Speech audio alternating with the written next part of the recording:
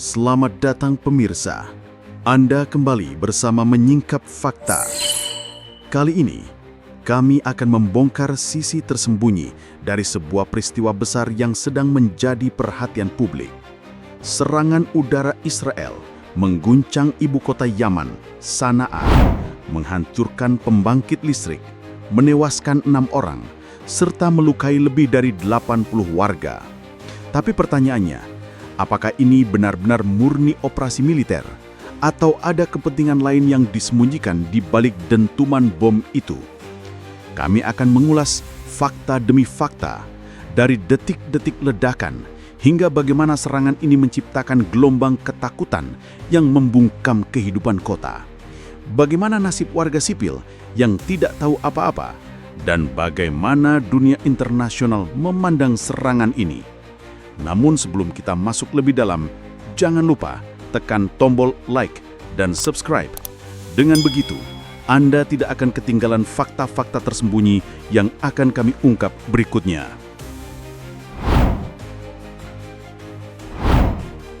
Tanggal 24 Agustus 2025 menjadi hari yang membekas bagi warga ibu kota Yaman, Sanaa. Ledakan besar mengguncang langit kota yang selama ini sudah akrab dengan dentuman senjata dan bunyi drone. Kali ini, suara ledakan datang jauh lebih keras, disertai kilatan api yang menyala di balik gedung-gedung tua. Serangan udara Israel meluluh lantakkan suasana tenang siang itu, meninggalkan kepanikan yang belum pernah mereka rasakan sebelumnya. Warga yang berada di sekitar Sabeen Square dan Istana Kepresidenan berhamburan ke jalan. Sebagian berteriak, sebagian hanya mampu menatap langit yang dipenuhi asap hitam pekat. Kata seorang saksi mata, suara ledakan itu bukan sekadar dentuman biasa, melainkan guncangan yang membuat seluruh ruah seolah bergeser dari pondasinya. Tak lama kemudian, rekaman video dari warga mulai beredar di media sosial. Sebuah bola api raksasa terlihat meledak dari arah fasilitas minyak, disusul suara gemuruh yang membuat kamera bergetar hebat. Warga merekam dengan tangan gemetar, memperlihatkan kaca-kaca pecah berhamburan di jalan. Di beberapa titik, jendela rumah hancur, dinding bergetar, dan atap rumah beterbangan akibat gelombang tekanan dari ledakan. Hussein Muhammad, seorang warga setempat, menyebutkan bahwa suara ledakan begitu kuat hingga tubuhnya terpental dari kursi. Sedangkan seorang warga lain bernama Ahmed Al-Mehlavi menuturkan rumahnya seakan dihantam gempa, kaca jendela pecah, dan debu menyelimuti seluruh ruangan. Panik segera melanda seluruh penjuru kota. Anak-anak menangis mencari orang tuanya, sementara para ibu berusaha menarik mereka ke tempat yang dianggap aman. Namun di tengah kepanikan itu, suara ledakan susulan kembali terdengar, kali ini dari arah pembangkit listrik. Api membubung tinggi, memutus suplai listrik ke beberapa distrik. Warga berlari menyelamatkan diri, sebagian lainnya hanya terduduk lemas di pinggir jalan, menyaksikan sumber energi kota mereka hancur di depan mata. 2 pangkalan pembangkit, Asar dan Hizaz, hancur dalam serangan, membuat kota Sanaa tenggelam dalam gelap dan ketakutan. Wartawan setempat menggambarkan suasana Sanaa malam itu sebagai neraka di bumi. Dentuman artileri terdengar bersahut-sahutan, asap membumbung menutupi bulan, dan aroma bahan bakar terbakar menyebar ke seluruh kota. Rumah sakit kewalahan menerima korban luka dengan ambulans berderet di halaman. Para petugas medis bekerja tanpa henti, darah dan debu menyelimuti wajah mereka. Sementara itu, keluarga korban berdiri di luar rumah sakit, sebagian berdoa, sebagian menjerit memanggil nama orang terkasih yang belum juga keluar dari ruang perawatan. Kota yang sudah lama terluka oleh perang, kini kembali diseret ke jurang penderitaan. Saksi mata lainnya menyebutkan, warga tidak tahu harus pergi kemana. Mereka tidak lagi percaya pada kata aman, karena bahkan rumah mereka sendiri tak lagi menjadi perlindungan. Suara sirene mobil polisi dan ambulans menambah kepanikan malam itu. Setiap orang berjalan cepat, menunduk, dan berharap tidak ada serangan susulan.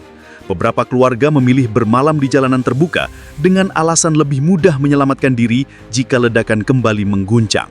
Mereka membakar api kecil di pinggir jalan, duduk melingkar, wajah-wajah letih memandangi langit yang kelam. Inilah potret nyata bagaimana ketakutan menjadi teman sehari-hari bagi warga Sanaa, sebuah kota yang tak lagi bisa tidur nyenyak. Setelah dentuman ledakan mereda, yang tersisa hanyalah puing-puing dan suara jeritan warga. Data resmi mulai bermunculan.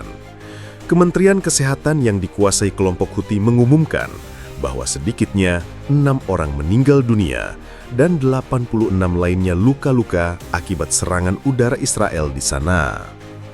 Sebagian korban meninggal di lokasi kejadian, sementara lainnya menghembuskan napas terakhir saat dalam perjalanan menuju rumah sakit. Angka korban luka sempat dilaporkan 67 orang, namun seiring berjalannya waktu jumlahnya meningkat drastis hingga 86, menandakan betapa besar dampak serangan ini bagi warga sipil. Kementerian Kesehatan menyebutkan bahwa mayoritas korban adalah warga sipil yang tinggal di sekitar kawasan Istana Kepresidenan dan pembangkit listrik. Anak-anak, perempuan, dan orang tua termasuk di antara korban luka. Para tenaga medis bekerja keras dengan fasilitas terbatas. Rumah Sakit Umum Al-Taura dipenuhi pasien dengan lorong-lorong dipakai sebagai ruang perawatan darurat. Para dokter mengatakan banyak korban mengalami luka bakar parah, patah tulang, serta sesak napas akibat menghirup tasap tebal. Israel sendiri tidak menampik serangan ini. Mereka menegaskan bahwa target utama adalah infrastruktur militer Houthi yang digunakan untuk mendukung operasi terhadap Israel. Militer Israel merinci bahwa 3 titik dihantam dalam operasi ini. Kompleks militer yang berada di sekitar Istana Kepresidenan, 2 pembangkit listrik utama yaitu Asar dan Hijaz, serta fasilitas penyimpanan bahan bakar yang diyakini menjadi bagian dari jaringan logistik Houthi. Menurut pernyataan resmi, fasilitas-fasilitas itu digunakan untuk meluncurkan rudal dan drone ke wilayah Israel. Namun laporan dari lapangan menunjukkan kenyataan yang berbeda. Fasilitas yang dihantam memang berhubungan dengan pasokan energi kota, tetapi juga melayani kebutuhan warga sipil. Kehancuran 2 pembangkit listrik membuat listrik padam di sebagian besar distrik sana. Rumah-rumah gelap, jaringan komunikasi terganggu, dan aktivitas ekonomi lumpuh. Beberapa pengamat menilai langkah Israel bisa memicu krisis kemanusiaan baru di Yaman, mengingat negara itu sudah lama terpuruk akibat perang berkepanjangan dan blokade ekonomi. Reaksi internasional mulai berdatangan. Organisasi kemanusiaan memperingatkan bahwa serangan terhadap infrastruktur sipil dapat memperburuk kondisi rakyat Yaman yang sudah menghadapi krisis pangan dan kesehatan. Beberapa negara menyerukan penyelidikan independen terkait serangan ini. Namun hingga kini Israel tetap pada posisinya. Mereka menganggap langkah ini sebagai respons sah atas serangan rudal yang dilancarkan Houthi beberapa hari sebelumnya ke wilayah mereka. Konflik pun semakin menunjukkan pola saling balas yang tak kunjung usai. Bagi warga Sanaa, angka-angka resmi hanyalah gambaran kecil dari penderitaan nyata. Mereka melihat dengan mata kepala sendiri bagaimana gedung-gedung runtuh, bagaimana listrik padam, dan bagaimana orang-orang tersayang dibawa ke rumah sakit dalam keadaan penuh darah. Fakta di balik angka adalah kenyataan getir bahwa perang jarak jauh antara Israel dan Houthi kini menyusup ke dalam rumah mereka, menghancurkan rutinitas sederhana yang tersisa di kota itu. Setiap dentuman bukan hanya tentang target militer, melainkan tentang hancurnya harapan masyarakat yang sudah terlalu lama hidup di tengah peperangan.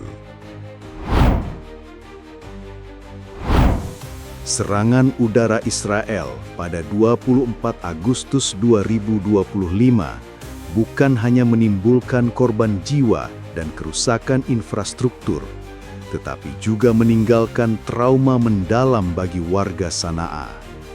Sejak malam itu, banyak keluarga tidak berani tidur di dalam rumah. Mereka memilih bermalam di jalanan terbuka atau di lapangan, dengan alasan lebih mudah melarikan diri jika serangan kembali terjadi. Api unggun kecil dinyalakan, anak-anak dipeluk erat oleh orang tuanya, sementara mata orang dewasa tetap terjaga penuh kecemasan. Kota Sanaa yang biasanya sunyi di malam hari, kini dipenuhi tangisan, doa, dan suara bisik-bisik penuh ketakutan.